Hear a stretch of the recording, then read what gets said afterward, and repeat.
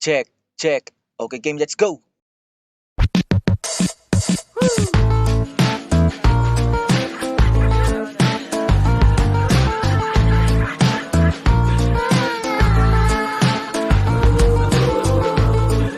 Hello! Welcome sa aking YouTube channel. Ako si Cartoons. Carl na lang. Hehe. Matagal ko na talagang gustong gumawa ng animation channel.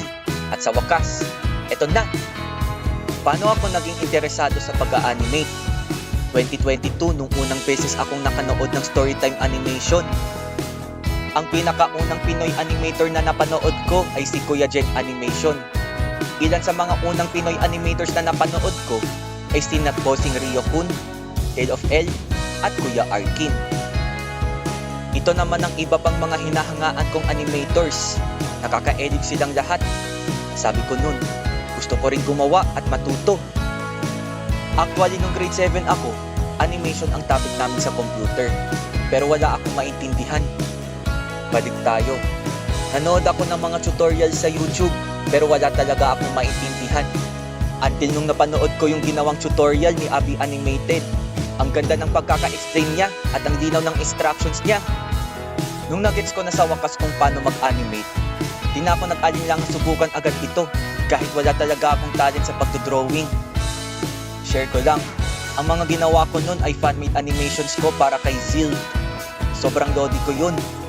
Bale short lyric video siya na may lip sync niya.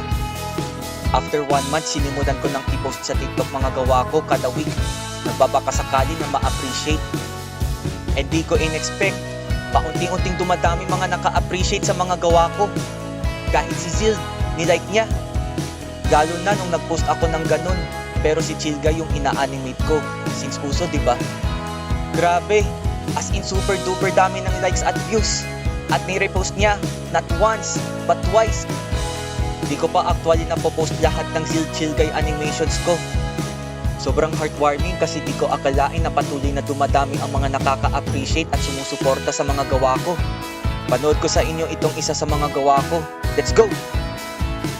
At mag-uukay nang hindi na susuklay. Mamahalin kita hanggang sa patanggal. Kahit laos man na ang uso, iyong iyo ang aking puso. Hindi kahiya ang ating mga mukha. Kahit ang forma mo'y magbago, iyong iyo ang aking puso.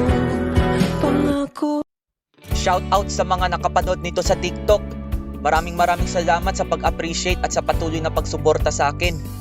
Shout out din sa'yo, Abby Animated. Maraming salamat dahil sobrang nakatulong yung tutorial mo. At dahil dito, nabuo na itong YouTube channel ko. Nabuo na si Cartoons. Sana suportahan niyo ako hanggang sa mga susunod kong videos. Huwag kalimutang mag-like, share, at subscribe. Maraming salamat sa panonood. Hell yeah!